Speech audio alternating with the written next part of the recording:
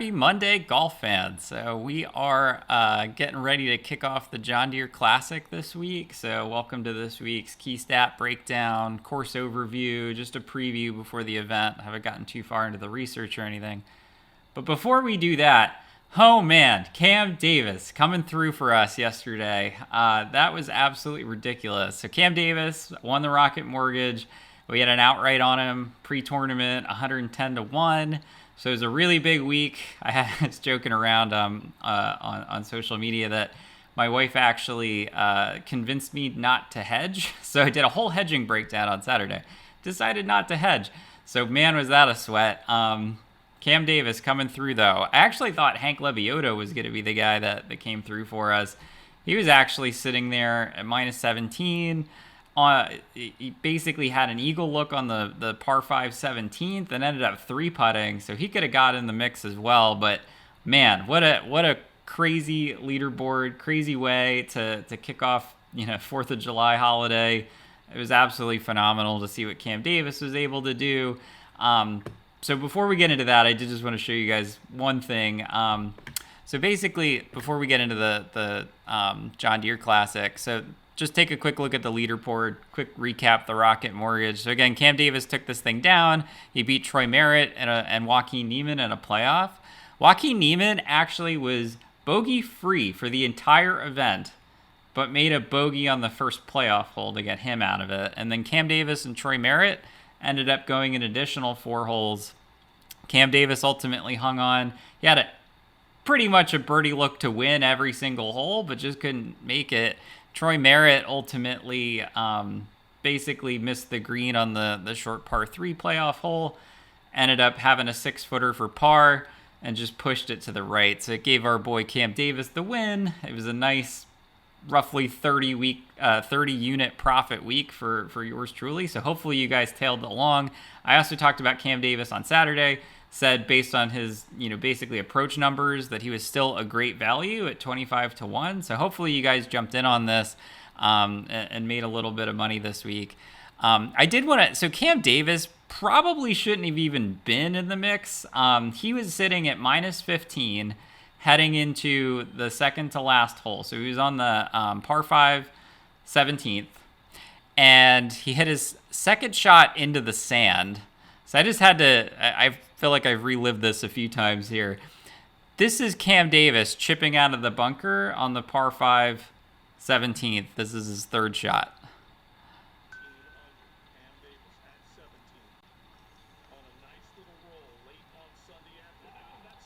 So Cam Davis hold it for eagle to get to 17. Then birdie the 18th to be the first guy in at 18. Basically forced Joaquin Niemann and Troy Merritt to make their birdie putts on 17, come in at par on 18, and then ultimately the playoff. And we know how that turned out. So our guy, Cam Davis, taking this thing down. So anyway, that's enough of the Rocket Mortgage Classic. But this is a fantastic week. I'm glad we pulled off a winner only 3 weeks into this whole operation. So thank you, Cam Davis. Thank you for coming through for us. So anyway, so we're on to the next one. So we got the John Deere Classic this week. Basically, this is the week ahead of the British Open. So there is no, there's a handful of good players, but there's really no good players in this field. So your John Rahms, Rory, Bryson, who missed the cut last week and made a lot of people mad. All of those guys are headed overseas. So basically, we got the John Deere Classic at TPC Deere Run. In a pretty weak field. So it's going to feel uncomfortable betting some of these guys at short numbers. So maybe a week to scale back a little bit. Again, we got a major next week, so may want to fire off a few more bullets for that. But because we're degenerates around here, we're going to continue to attack this thing. So let's take a look at the John Deere Classic. So TPC Deere Run, it's a par 71. It's about 7,200 yards. The greens are bent grass. Not the longest course in the world, but you see, just again, this is kind of the website. There's some awkward elevation changes. So basically, this is not a flat course by any stretch of the imagination. So it's going to be really important to be accurate this week. Just looking through a couple things, hitting fairways doesn't seem to be too hard. I'll show you guys this in a second. This is going to be a second shot course, and you got to make your putts to contend. But I thought I'd share this. I'll throw this in the summary for the video. There's a really nice like breakdown of the course, and if you wanted to, you can look at like a flyover basically, so you can kind of get a preview for how things look. I don't know. I just think that this is kind of nice to do, to just get a lay of the land before we attack things from a stat perspective. So this is where the art meets the science, right? So we have a lot of data around this. This event has been played for a really long time. So we have some good history. We have some good data to lean on. But this is the softer side of it, right? So you can see, some of these greens are fairly large. The fairways are fairly wide. This is going to be a second shot course. You got to hit it close. You got to gain on approach to contend. Because the greens are so large, I don't think that there's a ton of emphasis on around the green this week. I also think just in general, if you're missing greens, you're not going to be in contention anyway. I may look at it because I was looking through the leaderboard from 2019 because this event was not played last year because of COVID. A lot of the guys at the top of the board still did gain around the greens. Now, some of that could be, putting off the fringe or something like that, right? But some of that, may not be reflective of, basically missing the green, chipping it out of the bunker. It could be, truly like fringe around the green. Technically, putting from off the surface counts as around the green as well. But I thought it was interesting to see so many guys gain strokes around the green. So it may be something we take a look at. But for the most part, this is a second shot course. Gotta nail it on approach. So basically, 2019, like I said, it was the last time that this event was played. Dylan Fratelli won this thing at 21 under par, so it's gonna be another birdie fest. Got a lot of these birdie fests here lately. So scoring is gonna be a premium because it's a par 71. We got 3 par 5s. 2 of them I know are reachable by most of the field, so you're going to have to score this week. So we'll take a look at the course breakdown here in a second with some of the data, but again, just a little bit of the softer side of things. I think this is sometimes a useful thing to take a look at. So then jumping over to the stats, so in terms of the field, basically, again, no huge names here, but we got guys like Daniel Berger, Siwoo Kim, Sunjae Im, Harold Varner, who kind of let me down over the weekend, but that's okay. Russell Henley, who's been in contention the last couple events. He actually finished second the last time this event was played. Our boy Hank Lebioda, he's back in the field.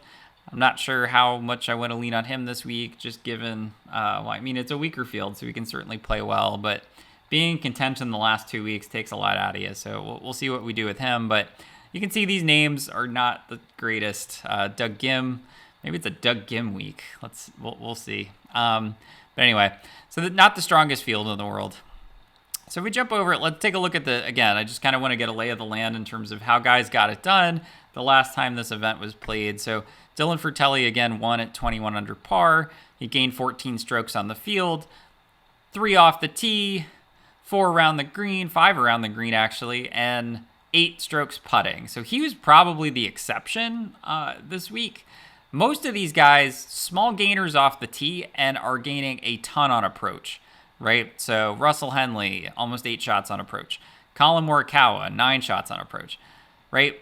These guys are all gaining on approach. This is a second shot course, and obviously, if you're going to be in the mix, you need to be rolling in your 10, 15 footers. So putting on bent grass is going to be something that I think we need to take a close look at. Anything else stand out here? I don't think so. Again, a little bit, a lot of positives in terms of around the green at the top of the board. Some small negatives, but for the most part, it's not something we need to put a ton of emphasis on, although there are a handful of guys, including Dylan Fratelli, Charles Howell, Adam Schenk. These guys must have been either putting from off the green or chipping it in or what to make their birdies. So anyway, something maybe we'll take a look at, but I'm not sure that we need to put a ton of emphasis on. So jumping over to historical conditions, again, super easy scoring, relatively fast bent grass greens. Didn't have a ton of wind here. As you can see from the video, it's a fairly tree-lined course, so wind unless it's really strong, doesn't really become a factor. This isn't like your seaside courses or anything like that. So again, I'm not sure we need to glean too much from this, but it's going to be pretty easy. It's going to be a birdie fest. So second shot, approach shots, make your putts. That's the key to contending at the John Deere Classic. So then just maybe a quick breakdown in terms of the scorecard. So we see some of these holes are birdie holes. You got some short par 4s. You got some short par 3s. You got some, 290-yard par 3s. You got 3 par 5s, one of them 538, another 535. These are reachable by most of the field, and that's why there's basically a 50% birdie rate on these holes. Then you got a longer par 5. You only have one par 4 that's over 450 yards, I believe. There's one that's over 500 yards. So for the most part, we're going to be looking at par 4s, I think somewhere between 4 and 450. You do have a couple short ones, so you may want to take a close look at that as well. Again, just what I was saying before, approach matters a lot here. Putting matters a lot here. Ball striking is at a premium. We're going to need to contend. In order to contend, we're going to need to convert on the par 5s. We're going to need to hit almost all of our greens in regulation. Hitting fairways isn't something that's really, we can take a look at this in a second. It's pretty easy. So basically, you got about a 72% accuracy rate off the tee versus only 60% for your average tour event. Hitting greens in regulation, you're doing that at about 71% too. So you really don't. Again, this just comes down to accuracy being the name of the game this week. These shorter hitters can play here. This isn't a long course, so bombing it off the tee doesn't really give you a huge advantage here. So I think this is a pretty much your standard second shot approach guys that we want to focus on. Scrambling here is actually easier than tour average too, which I think is interesting. So again, you're not going to be contending if you're missing the greens, but if you do have to get it up and down occasionally, it doesn't look like it's that hard to do so. In terms of the hole distribution, so again, we have 5 par 4s between 400 to 450 yards. We have a handful that are in this 450 to 500 range. Really, this long par 4 is kind of on the edge of that, right? And then you got 2 shorties. You got, again, 2 par 5s that are fairly short and reachable by the field. So how does that translate into your approach shot distribution? It's actually pretty flat. So again, second shot course, this may be another week. I don't think I'm going to do too much of the whole crazy cross tab by driving distance or anything like that. But this is kind of the key range, right? That 125 to 175 range. And then these 200 plus are probably coming in on the par 5s. So again, I don't think this is a huge long iron course. I think this is probably more kind of medium irons. Basically this like 150 to 200, 125 to 175 kind of range is going to be where most guys are hitting it from. So that'll probably make its way into the model one way or another. So again, going to be a birdie fest. Let's just take one quick look. The odds were just posted for this, so I'd expect these to update. But as of right now, Daniel Berger's currently your betting favorite. No surprise there. He's the cream of the crop in this field. Brian Harman, a little surprising to see him as only the second favorite, but I'd expect, again, this is a really weak field, so maybe I shouldn't be surprised by that. Russell Henley's at 20 to 1, Kevin Streelman at 28. Cam Davis is, as of right now, still in the field. He's 30 to 1 to win this one. Siwoo Kim, 35. Lucas Glover, 45. Just some guys that, definitely want to take a quick look at. Aaron Wise is actually number 1 in this field, tee to green, over the last 50 rounds, which is really interesting. He's 45 to 1. Patton Kizzire is a guy that makes a ton of birdies, so he typically plays well in these birdie fests. We'll take a close look at him. He actually fired off a final round 64 at the Rocket Mortgage, so he's coming in hot, so he may be a guy to look at as well. He's been playing well for a while. Feels weird to see some of these names down here in this range, but that's what we have to work with this week. Doug Gim, 55 to 1. Ches Reavie, 55 to 1. Doc Redmond, 55. So Harold Varner, 55. So there's a lot of guys in this 50 to 1 range that we may be taking a close look at this week. Hank Lebioda, 70 to 1. Tom Lewis really fell off over the weekend at the Rocket Mortgage, so I'm not sure that he's a guy that maybe, we'll see. But we'll see what the data tells us. But 70 to 1 for him. Let's keep going down. Sepp Straka, 90 to 1. Bramlett, I'm not sure that this course really sets up for him. I did like him last week. I think he bogeyed the last couple holes on Friday to miss the cut, so not sure we'll be looking his way this week. Let's see. Who else is down here? Who are the real crazy names? Byung-Hyun An. So Benny On. 150 in this field. I may just have to take a stab on my guy. Benny On is the man. If you don't know who he was basically the king of the approach shot for the better part of a year and a half, 2 years. Could never, ever putt. When he did putt, he was always in the mix. But then just kind of fell off for most of this year and had been playing well. So I know he finished, I think, top 30 at the Rocket Mortgage. So he may be a guy that's worth looking at down here in this 150 range. So let's see. Yeah, I think that's pretty much it. Then you got your randos down here. I don't think we'll be looking at too many of them, but this could be a good week for that, right? Like, I'm not sure that Chris Baker in this field has a significantly less likelihood of winning than some of those guys that we were just looking at, like the Doug Gims of the world, right? So might be a good week to take a few stabs here down the board. Ventura's 300 to 1. So yeah, anyway, so more to come. So we're going to do a video update tomorrow, model breakdown. Oh, Mito is in here. So this guy, Korn Ferry 3-tour winner, automatic promotion to the PGA Tour. So he might be someone to look at as well. He didn't play well last week, but he might be someone to take a look at here for this week. So anyway, just a quick preview. Again, huge shout out to our guy Cam Davis for coming through for us. That'll set us up really nicely here heading into the rest of the summer. Hopefully we have a fun event here at the John Deere. Model breakdown, some highlights on guys I like and why I like them coming tomorrow. But until then, have a fantastic rest of your Monday, and we will talk soon. Thanks, guys.